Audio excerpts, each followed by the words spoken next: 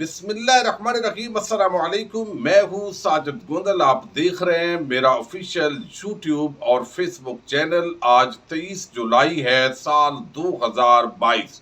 حمزہ شہباز اور deputy speaker Punjab assembly بری طرح پھنس گئے ہیں۔ سپریم کورٹ آف پاکستان نے ابتدائی سماعت کا تحریری حکم نامہ جاری کر دیا ہے۔ اینکر عمران خان نے مریم نواز کے واٹس ایپ صحافیوں کو آج رونڈ ڈالا ہے۔ سول مارشل لا کے آثار ہیں، رینجرز طلب کر دی گئی ہے۔ سپریم کورٹ آف پاکستان کے ججز پر حملے شروع کر دیے گئے ہیں۔ گھٹیا مہم کے پیچھے کون ہے یہ بھی آپ کے سامنے رکھوں گا، اور اگر سپریم کورٹ آف پاکستان سے حالیہ ریلیف نہیں ملتا تو پھر چودھری شجاعت کو کاف لیگ سے کس طرح علیحدہ کیا جائے گا۔ حمزہ شہباز کی جانا اب یقینی ہو گیا ہے۔ کچھ عام لیٹسٹ ڈیولپمنٹس آپ کے سامنے رکھوں گا۔ امید کروں گا کہ آپ سماعت کرنے کے بعد ہمیشہ کی طرح اپنے قیمتی فیڈ بیک سے ضرور آگاہ کریں گے۔ ایک تو آپ کو بتا دوں کہ chief justice of Pakistan justice Umar Ata Bandial کی سربراہی میں 3 رکنی بینچ نے جو آج سماعت کی ہے وہ آپ کافی ڈیٹیل کے ساتھ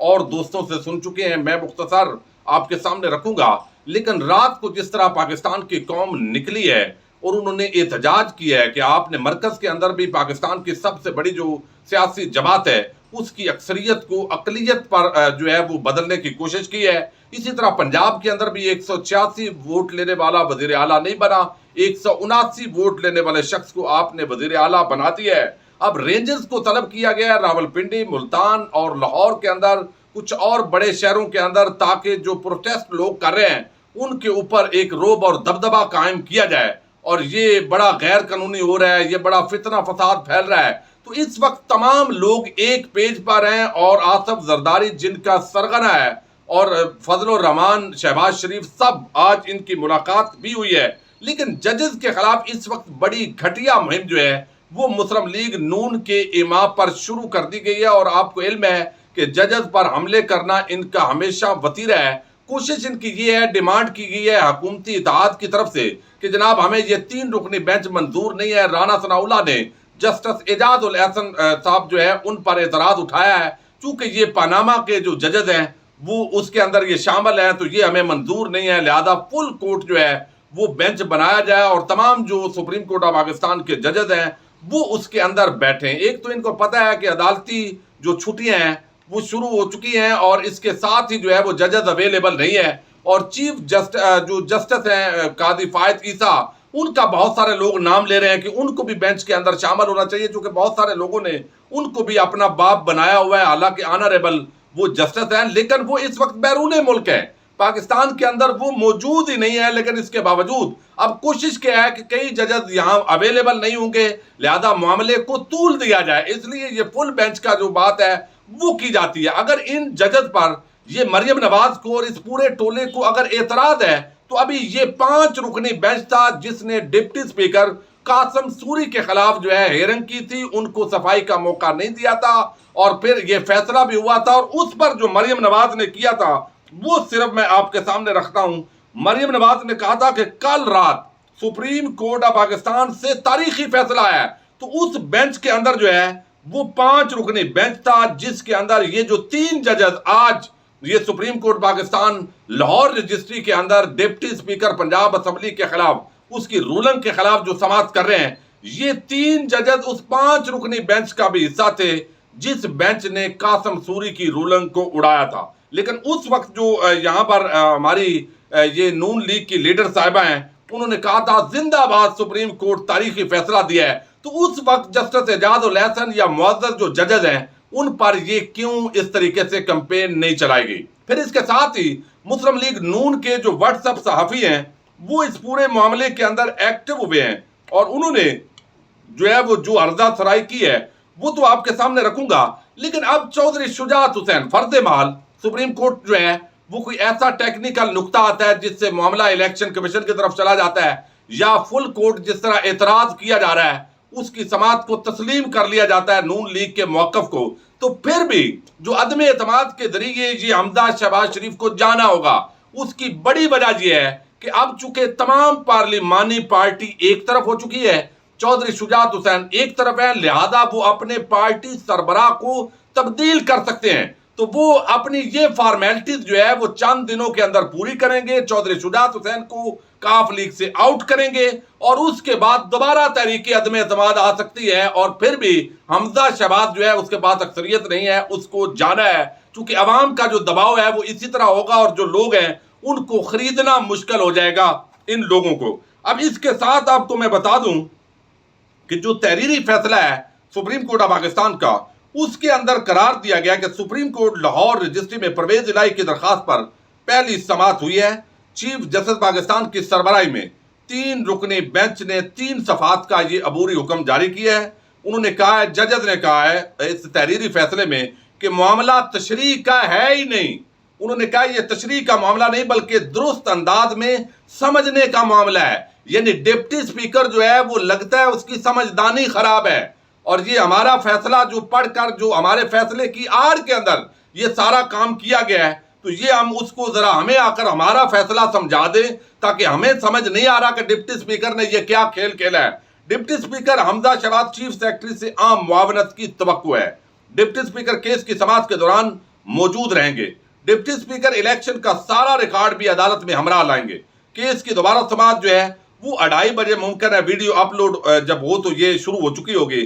لیکن اس کے ساتھ ہی ہم نے دیکھا کہ مریم نواز کے جو واٹس ایپ صحافی ہیں انہوں نے ایک کمپین شروع کر دی۔ انہوں نے کہا جی یہ جو 3 رکنی بینچ بنا ہے، حالانکہ تمام اس طرح کے جو معاملات ہیں ان کے اندر 3 رکنی یا یہ 5 رکنی بینچ بنتا ہے، اور جس میں یہ معزز ججز ہوتے ہیں، چونکہ سپریم کورٹ کے اندر جو یہ کہا جاتا ہے کہ ہر کیس کے اندر یہی ججز ہوتے ہیں، یہ بالکل فضول قسم کا سوال ہے۔ وہ اس لیے کہ اسلام آباد ہائی کورٹ ہے، اور آپ دیکھتے ہیں جب آئینی معاملات، انسانی حقوق سے ریلیٹڈ معاملات ہوتے ہیں تو وہ چیف جسٹس اطہر من اللہ جو ہے وہ خود سماعت کرتے ہیں، چونکہ ججز نے ایک کرائٹیریا سیٹ کیا ہوتا ہے، فوجداری، دیوانی، فیملی اور یہ آئینی معاملات، سیاسی جو یہ بحران پیدا ہوتے ہیں، اس پر علیحدہ سے انہوں نے آپس کے اندر ڈیوائیڈ کیا ہوتا ہے کام۔ تو اس کام کی ڈویژن کی بنیاد پر یہی 5 یا 3 ججز کے بینچ بنتے ہیں۔ تو جب فیصلہ حق میں آئے تو اس وقت اعتراض نہیں ہوتا، اور اب چیخیں دکھائی دے رہی ہیں۔ اب دیکھیے نون لیگ کے جو صحافی ہیں واٹس ایپ، انہوں نے جو ہے وہ کس طرح کا ماحول بنایا ہے۔ ایک تو جو ہے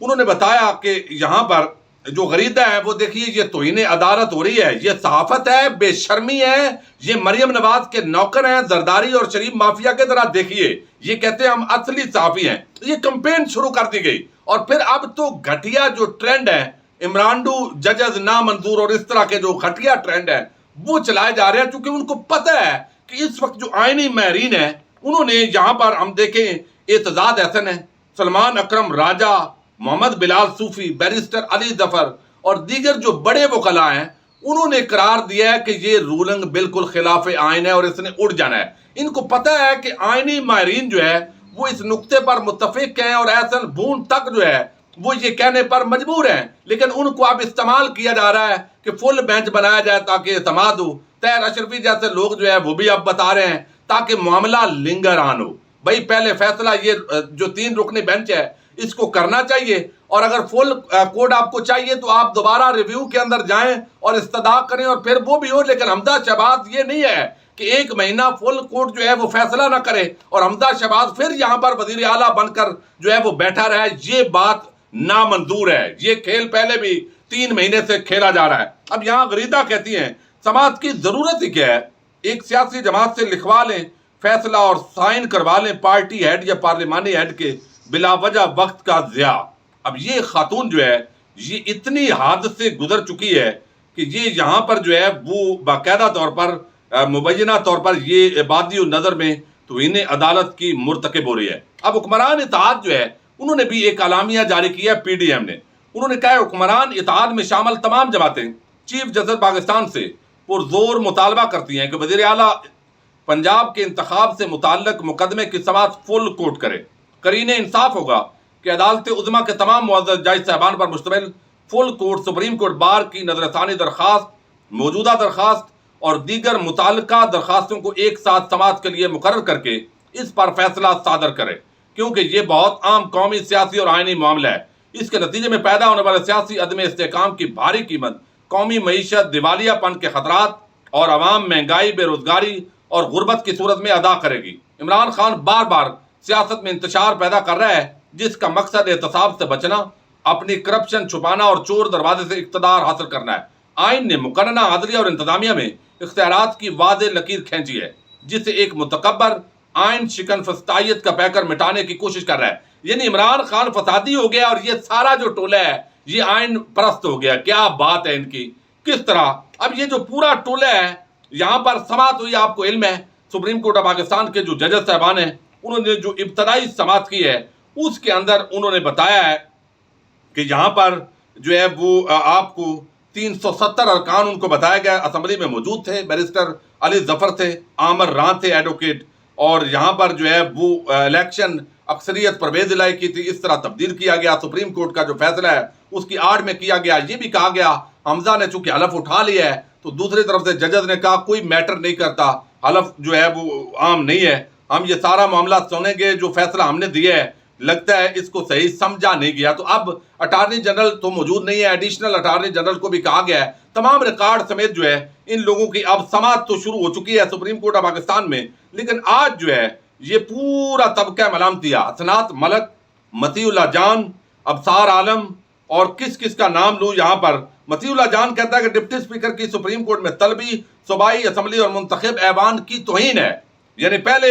جب اب وہ کہہ رہے ہیں یہ پارلیمنٹ میں مداخلت ہے سپریم کورٹ کی طرف سے، جب قاسم سوری کا معاملہ تھا تو اس وقت تو آئین زندہ باد آپ نعرے لگا رہے تھے۔ تو یہ منافق ٹولہ ہے جس طریقے سے یہ بات کر رہا ہے، لیکن اینکر عمران ریاض خان جو ہے انہوں نے ان کی صحیح کلاس لی ہے۔ انہوں نے کہا ہے کہ انہیں عدالتوں میں انہی عدالتوں میں عمران خان اور عثمان بزدار بھی پیش ہوتے رہے ہیں، تو ڈپٹی اسپیکر کیا چیز ہے؟